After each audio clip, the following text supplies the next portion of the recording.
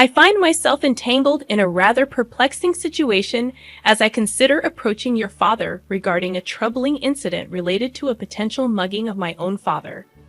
Indeed, suspicions have arisen concerning your father's involvement in this alleged mugging. Currently, he is situated at home. Would you be open to allowing me a brief audience with him for an inquiry? The police officer displayed a momentary sense of bewilderment in response to my request, his expression betraying a subtle confusion. Despite this, he eventually agreed, stating, "Please, let me see him." Consequently, I led the police officer into the confines of my home, unlocking the door to reveal my father's presence. Upon beholding my father, the police officer was visibly taken aback by the unexpected revelation. This incident transpired a few months ago, and as I reflect upon it, I feel compelled to share a bit more about myself. My name is David, and I am currently a fourth-year university student. Despite my aspirations to work for a prominent company, there lingers an unresolved dilemma within me. The decision revolves around whether or not to inherit my father's company. You see, my father holds the esteemed position of president at a modest factory. During my formative years, I harbored a desire to follow in my father's footsteps, aspiring to become a president like him. However, as I entered my rebellious phase, I distanced myself from this ambition, feeling a sense of embarrassment towards my father perpetually adorned in work clothes stained with oil. This sentiment persisted through my teenage years, and to some extent, endures even now. As I matured into adulthood and engaged in part-time employment, my perspective on my father began to shift. I developed a newfound respect for his tireless work ethic, which sustained not only our family but also supported numerous employees and their families. Yet despite this growing admiration, an underlying sentiment lingered. A perception that the conventional salaryman, donned in a suit and toiling diligently, possessed a certain allure absent in my father's occupation. The narrative takes an intriguing turn when, during a shopping excursion with my father, we were unexpectedly hailed from behind. Turning together, my father and I encountered Richard, a contemporary of my father's from high school, dressed in a suit and on an external sales trip. Richard hailed from a prestigious corporation. In the course of our conversation, Richard casually inquired if my father had indeed assumed control of the family business. This revelation prompted Richard to express disdain for what he referred to as the dirty little factory managed by my father, emphasizing the incredulity that a high school graduate could rise to the position of president. Stunned by Richard's derogatory remarks, I found myself grappling with the realization that the factory in question was initiated by my grandfather, making my father the second-generation custodian of this familial legacy. I have long been aware that he had assumed control after graduating from high school. However, the revelation of a classmate mocking him caught me off guard. Richard maintained a silent smile while addressing my father. "So, did you manage to expand your father's factory? You did mention during high school that you intended to take over the company and make it bigger." To this, my father admitted, "Unfortunately, I lacked the business acumen, and that dream didn't materialize. It seemed inevitable that I excelled in practical skills but lagged behind in intellectual pursuits. Nonetheless, I felt relieved that our family didn't face financial ruin." Richard chuckled heartily, playfully slapping my father on the shoulder. "Well, David, we'll catch up at the next reunion. I've got more work to do," he added before leaving. My father looked slightly uncomfortable, prompting me to redirect the conversation. Suggesting a change of topic, my father proposed that we continue shopping. At that moment, I couldn't shake the feeling that my father's work had been belittled without any response from me. The internal debate about whether to take over my father's company or pursue a career at a prestigious corporation leaned decisively toward the latter. A few weeks later, fate intervened as my father's Alumni Association event took place at the bar where I worked part-time. Despite the bustling atmosphere, I managed to serve at the table hosting my father's gathering. Fulfilling my duties silently, I approached the room where the Alumni Association was held. My father warmly greeted me, introducing me as his son to those present. Though similar in appearance, I maintained a serious demeanor, responding awkwardly to the teasing of my father's inebriated classmates. Richard, seated nearby, noticed our interaction and remarked, "We met recently too, David, right? Are you planning to take over your father's small factory?" This question added another layer to my ongoing contemplation of my professional path. When I truthfully admitted to still contemplating my decision, an unpleasant alcoholic breath emanated from Richard, leaving me repulsed.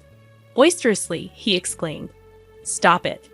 Your father's company is nothing extraordinary. David should consider working for a company like mine instead of inheriting such a lackluster business." Despite his inebriated state, Richard proceeded to boast about his professional achievements, narrating a career history that began as a mere assistant, but now claimed the head of accounting position. A sense of unease crept over me as I sensed discrepancies in his narrative. I sensed that something was amiss, but I chose to keep my concerns to myself, wary of potential complications that might arise from challenging him. My father, on the other hand, seemed unfazed by Richard's inebriation, and, in fact, found the situation amusing. With a lighter mood due to his own inebriation, he asked Richard about changes in his department since their last encounter a few weeks ago. Questioning the sudden shift from sales to accounting, my father caught Richard off guard. Eventually, Richard admitted to an abrupt transfer, asserting that sales wasn't his forte.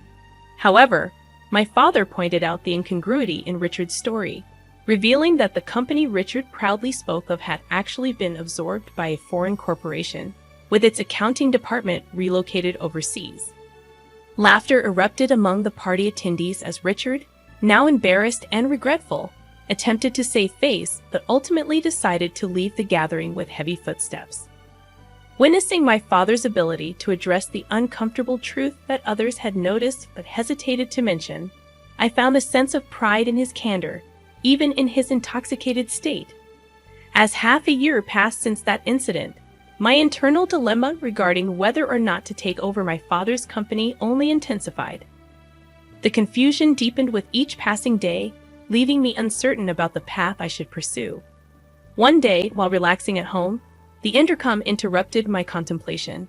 In the absence of my mother, I answered the door to find a visitor in uniformed clothes identifying themselves as a police officer.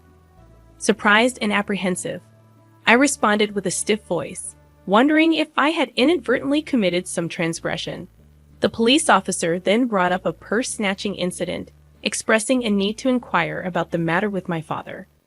The mention of such an incident left me puzzled, and I began to wonder about the unfolding events that seemed to add further layers of complexity to my already tumultuous life. Indeed, the enigmatic cloud of suspicion had descended upon my father, casting a shadow over our tranquil abode. The air thick with uncertainty, I found myself face to face with a stern-faced police officer bearing the weight of an accusation that seemed inconceivable. Inquiring about my father's whereabouts, the officer, with an air of professionalism, sought confirmation of his presence within our home. The exchange took an unexpected turn as the officer, grappling with the perplexity in my tone, requested to lay eyes upon my father.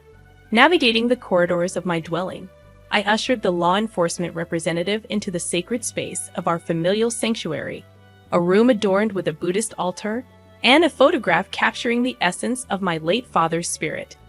In the ensuing revelation, I divulged the heartbreaking truth to the officer that my father had met an untimely demise in a tragic traffic accident. The officer, displaying empathy amid the unfolding tragedy, extended condolences for the loss. Yet my quest for justice and clarity persisted, and I sought to discern the source of this bewildering accusation that had stained my father's reputation. However, the officer, bound by the constraints of confidentiality, refrained from divulging the identity of the accuser. Apologies flowed from the lips of the officer as he departed, leaving me grappling with an unsettling sense of confusion and the nagging question of who had leveled such a grave accusation against my departed father. Days unfolded like the pages of a mystery novel, each chapter bringing a new layer of complexity to the narrative as I took on the responsibilities left in the void by my father's absence. Immersed in the daily operations of my father's factory, I witnessed my mother's valiant attempts to fill the void left by his absence. However, the weight of age limited her contributions. Amidst the mechanical symphony of the factory floor, the harmony was shattered by the sudden intrusion of Richard, a character bearing an air of accusation and vengeance. His booming voice reverberated through the cacophony, demanding restitution for a perceived transgression committed by my father. Caught in the crossfire of accusations, I attempted to reason with Richard, asserting my father's innocence in the face of the alleged purse-snatching incident. The atmosphere within the factory shifted, with the ceaseless hum of machinery giving way to hushed whispers and curious glances exchanged among the employees.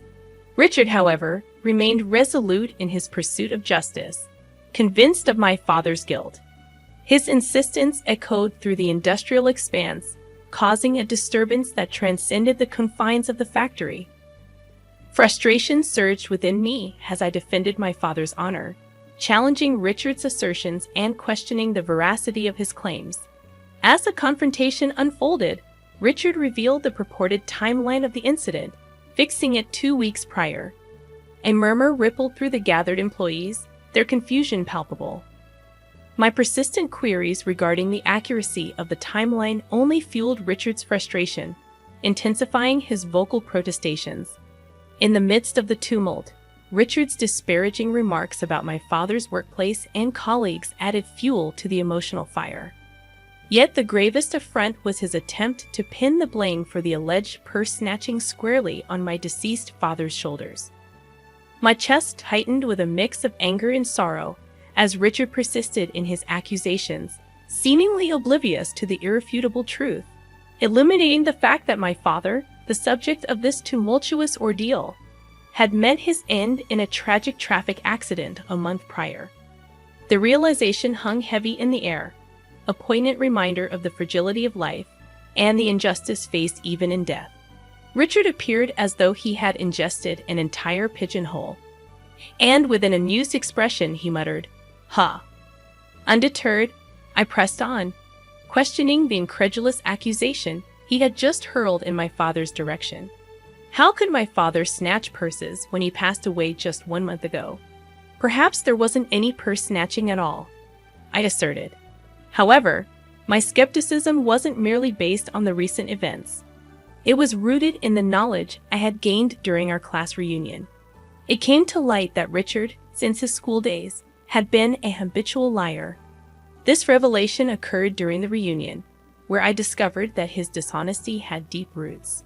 Moreover, it turned out that Richard had harbored a long-standing jealousy toward my father, dating back to their school days. This envy sprouted from a romantic rivalry. The girl Richard liked had chosen my father over him. This petty jealousy had fueled an unnecessary rivalry, leaving me unable to forgive Richard for attempting to tarnish my deceased father's reputation with baseless accusations. As Richard persistently asserted his unfounded claims, an interjection from another direction pierced the air. Someone emphatically shouted, "Your president wouldn't do something like that." Our president is a serious person who walks around with honesty, teaching technology, and encouraging independence. He always considers the well-being of the staff and business partners, prioritizing that over profits. The voices praising my father began to multiply, and I felt a mix of emotions, including shame for once thinking my father's work was embarrassing. Amidst the rising tide of support for my father, Richard, trembling and tearful, found himself on the receiving end of an unexpected defense of my father's character by the factory workers. It was a poignant moment that revealed my father's true standing among his peers. In the aftermath, I dealt the decisive blow to Richard by pledging to consult with the police over his false accusations against my father. Overwhelmed and unable to counter the mounting evidence, Richard raised his voice and fled the factory. True to my word, I reported Richard's false accusations to the police, supported by a recording of his statements made by a thoughtful staff member during the heated confrontation. The presence of irrefutable evidence expedited the legal process, leading to Richard's swift apprehension. His attempt to frame my father backfired, transforming his lie into a crime for which he paid a penance in jail. The relief I felt was palpable, knowing that Richard had received the comeuppance he deserved. Days later, Richard's supposed wife sought redemption and arrived at our house with a gift box, apologizing to me and my mother. She confirmed that Richard's actions were a result of the wounds he suffered at the reunion. As it turned out, Richard, once an elite employee, had been fired from his company, struggling to secure new employment. His lies about being an elite crumbled under scrutiny, especially when his inebriated confessions exposed the inconsistencies, ultimately leading to his own embarrassment and downfall. As he grappled with mounting resentment towards my father, an insidious plan began to take root in Richard's mind, a sinister plot to frame him. The sheer audacity of Richard's intention left me utterly disgusted, particularly when I learned of his preposterous rationale for resorting to lies and deceit. Interestingly, it appeared that Richard's wife shared my sentiments. She confided in me, expressing her profound disappointment in Richard's actions and revealing her intention to initiate divorce proceedings. The revelation further underscored the gravity of Richard's transgressions. Adding to the complexity of the situation was the fact that Richard, seemingly devoid of any familial ties, had no children waiting for him upon potential release from jail. This realization cast a somber light on his future prospects. Upon my graduation from college, I found myself at a pivotal juncture. The recent passing of my father weighed heavily on my mind, and I harbored concerns about the state of the company he left behind. Motivated by a dual sense of responsibility and an unshakable desire to honor the legacy of those who had supported my father during Richard's malicious lies, I made the decision to step into the role of leading the company. The decision was multifaceted. Firstly, I felt a genuine concern for the effective management of the company in the wake of my father's demise. Secondly, the impassioned voices of the staff members who had steadfastly defended my father resonated within me. Their loyalty and dedication fueled my determination to become a president who would be both loved and respected by the staff. This incident became a transformative moment for me. Armed with a degree in business administration, I recognized my ability to manage the aspects of the company that my father struggled with.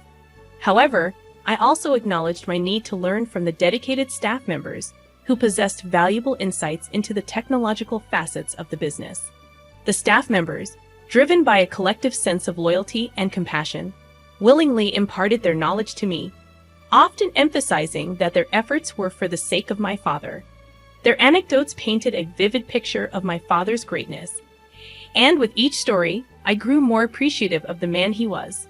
Confronted with the realization of my father's true worth, I found myself expressing remorse for not having recognized his greatness while he was alive. Speaking to his portrait after work, I couldn't help but feel a sense of shame as I looked at my oil-stained self. Yet, I began to view those stains as tangible evidence of my father's tireless work ethic. Determined to honor my father's legacy, I pledged to become a president who mirrored his virtues. I was resolute in my commitment to make his dream of expanding the town factory, a legacy passed down since my grandfather's generation, a reality. Addressing his portrait once again, this time with newfound determination, I spoke of my aspirations and felt an ethereal connection, as if my father were smiling down upon me.